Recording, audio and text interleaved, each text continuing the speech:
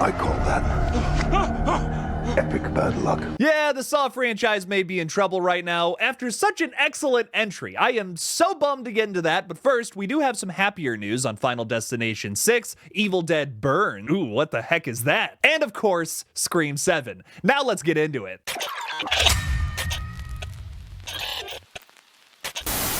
Hey everybody, I'm KillJoy Jake, and instead of having friends, I have horror movies. So by now, you've probably heard that Saw 11 is canceled, but I think it's just in a very complicated spot. Let me explain. For the past year or so now, Saw 11 has been in the works due to the success of Saw X, a glorious comeback film for the franchise that's had some stinkers in the past. Although Spiral and Saw 3D have admittedly grown on me, a lot of fans still are not crazy about these entries. Heck, the last three people are not really that crazy about, but then Saw X comes to us, almost in like a glowing moonbeam coming down from the sky. Presents itself on a golden platter, and goddamn, it's one of the best sequels in the whole bunch. That is tough to do with the 10th entry. I mean, Fast X ain't doing that.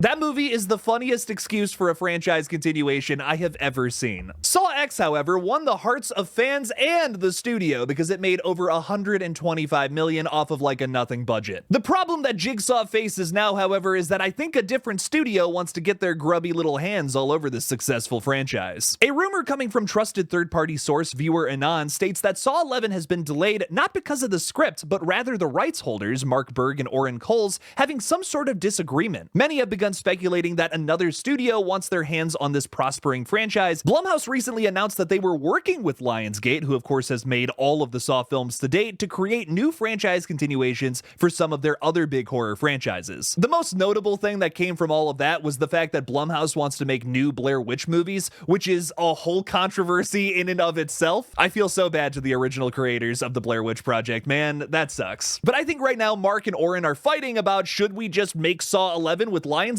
or should we sell the rights to Saw to Blumhouse and get that sweet, sweet Blumhouse money, baby? Now, I think most Saw fans would agree that Blumhouse would totally drive this franchise into the ground, as they have with a lot of their most recent movies. This once prestigious horror movie company has fallen from grace, flown too close to the sun like Icarus, and really has only put out 2 decent horror movies in the last 2 years, which is pretty embarrassing. One of those movies is also really good because it's a remake of an international movie that came out a couple of years ago, Speak No Evil. Look, I kind of like the remake, okay? They do something different with it. I appreciate remakes that don't do exactly the same thing again. That doesn't excuse basically robbing me of my money for Night Swim and Imaginary, movies that genuinely wasted my time. Now, all of this is speculation, and this rumor first came from Chris of 3C Films. Massive shout out to him. His channel friggin' rocks. But if this is the case, the one thing I would want to say to the rights holders is, y'all, don't fix it if it ain't broke. Y'all are making money right now. Saw 11 will be prosperous.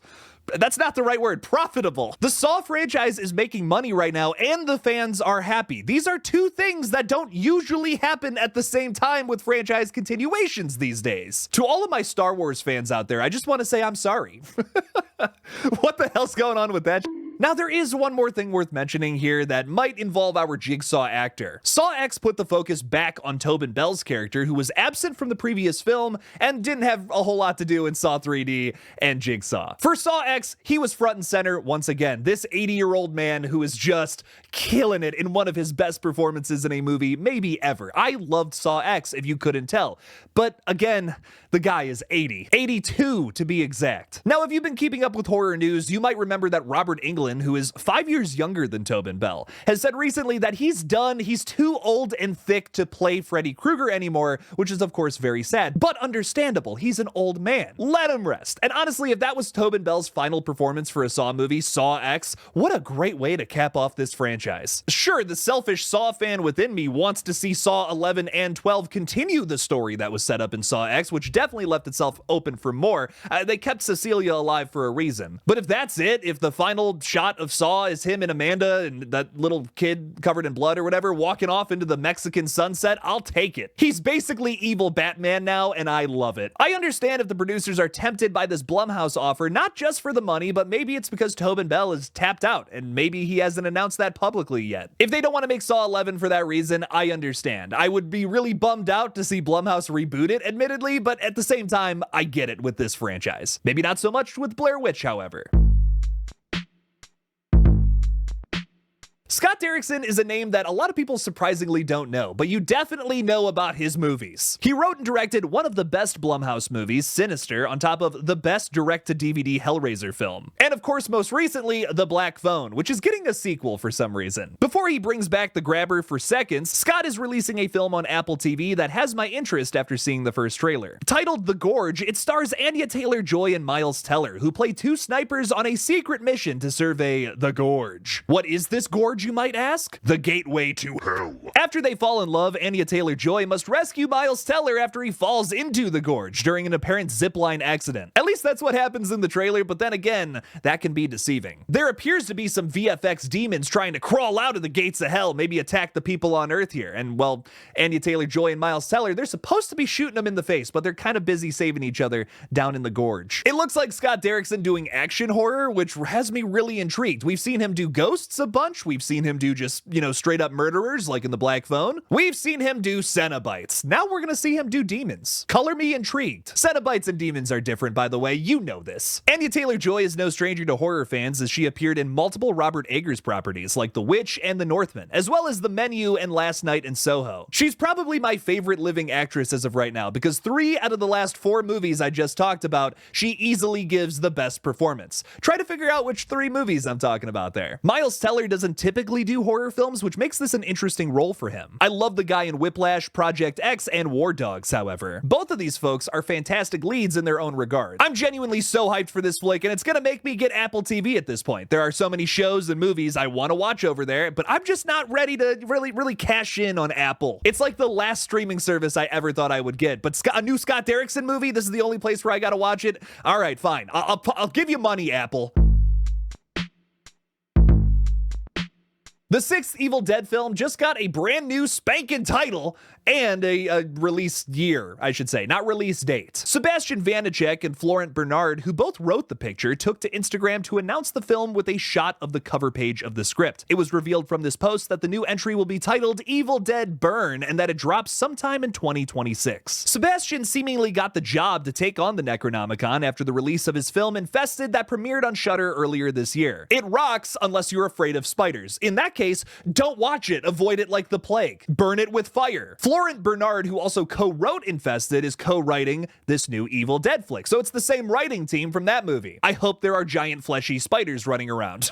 After Evil Dead Burn, we also have a 7th entry coming out soon from Francis Galuppi, who has an awesome last name and also put out The Last Stop in Yuma County earlier this year. I still haven't seen that movie. I know. Beat me up in the comments. I don't care. Look, the movie impressed Sam Raimi so much, he gave the keys to the Evil Dead Kingdom to the guy. I gotta see it. I got to see Evil Dead Rise early, so I was super hot on it at first, but I do have some notes after some time to really collect my thoughts. Biggest thing about Evil Dead Rise, it rocks, it's scary, the story's excellent, but it's just a little too clean and cinematic for Evil Dead in my opinion. I think Evil Dead should look like a videotape that I found deep in the cellar somewhere and probably shouldn't be putting on to play right now. I think the original Evil Dead in the 2013 film really captured that disgusting, nasty, grindhousey energy that this franchise severely needs and kinda lacks right now. That's just a personal thing though. First and foremost, we need an excellent story, blood, chainsaws, death of loved ones. Rise still certainly had a lot of that, which I loved. Let's see what the fresh meat here can cook up. Final Destination 6 officially has a release date of May 16th of 2025. This is a little bittersweet of an announcement for me personally. It's kind of the end of an era. I have been covering this movie since the start of this page, and this is also the last film I've been covering since the start of this page. Everything else has been released at this point, except for this movie. Now on May 16th, there will be no more movies that I've been covering since the beginning. How this channel grew up so fast. The project comes from Zach Lipovsky and Adam B. Stein, whose names might not sound familiar to you, but I was won over by their pitch story. They apparently created a bunch of VFX death effects that happened to themselves during the pitch call with the studio. There was apparently fire and a ceiling fan that fell from the roof, decapitating one of the fellas. I don't know, guys. If that doesn't win you over, nothing will. The script was written by Laurie Evans Taylor and Guy Busick, with John Watts producing. From what I've heard, the script has had many rewrites and revisions, which admittedly does doesn't bode well. At first, they wanted to make this film about first responders to hop on the trending topic post-pandemic, but now they're moving into 2025. So I think they've switched gears a bit to tell a whole new story. Let's hope it's a good one. The only person I recognize from the cast so far is T.O. Brines, who plays Junior Wheeler on the Chucky TV show. It's a little disheartening coming from a franchise who's known for having big leads as their stars, at least in the good movies, I should say. Devon Sawa and Mary Elizabeth Winstead lead some of these movies, man. That's pretty cool. The good news about the cast, though, is that Tony Todd allegedly shot some scenes for Final Destination Bloodlines, as it's being called, before his unfortunate passing. Rest in peace to the Candyman. I'm hoping for some good performances all around, however. Look, I'm always going to be excited about a new Final Destination film, but with the tagline Bloodlines, I'm certainly a little worried. You guys remember the Hellraiser film with that tagline? I don't know. I'm just not crazy about that one. Hellraiser in space, dude. It just feels like jumping the shark. There are a ton of pros and cons for this film moving forward so far, so I'm a bit of a mixed bag on the film right now. What do you guys think? Leave me something about it in the comments. Spring of 2025, bring it on. A Scream fan recently took to Twitter after meeting Jasmine Savoy Brown. Cinepop confirms that Jasmine Savoy Brown says she will not be back for Scream 7. Wow, look at how shocked I am. While this news sucks, it's pretty apparent that the Core 4 will not be back for the next film, especially after Melissa Barrera and Jenna Ortega passed on the 7th entry. One of them got fired, but I'm not going to get into that whole spiel again. Mason Gooding will likely not appear in Scream 7 either, but you can see him in Heart Eyes coming in February of next year, also from Spyglass. Scream 7 seems to be trying to replace the Core 4 with new young people, but I think that's a mistake at this current time. The 7th entry has turned away many young fans after building up these new characters in the last 2 entries, and then dumping them after a very dumb controversy. Scream 7 seems to be trying to save face with the younger folks, trying to reel them all back in, but if it were me writing the script and calling the shots, I would say focus on Sidney Prescott, give a movie to the legacy characters, and cast mainly adults as your main characters. At this point, the legacy fans are certainly going to show up for a new Scream movie, especially if you tell them that their beloved final girl is starring in this one, which is how they began marketing the 7th entry. Why not cater to them opposed to the young people you just pissed off a year ago? And listen, absolutely no hate towards the announced cast. Isabel May, Celeste O'Connor, Asa German, all great choices for a Scream movie. Don't get me wrong. I just don't think it makes a whole lot of sense at this point in time with this specific movie. It just feels like they're making Scream 4 and Scream 5 again, another reboot movie, which we don't need right now. We'll just have to wait and see what this all ends up being on February 27th of 2026. Are you guys excited for Scream 7? Let me know in the comments below. Before we wrap up today's update video, please make sure to subscribe to KillJoy Jake Retro, my brand new channel where I'm doing some deep dives on some past horror flicks. Where this channel focuses on the future of horror, that channel will look back on the past. What was your favorite update from today's video? Leave me something about it in the comments below. Thank you all again for watching, and as always, don't forget to kill it out there, y'all.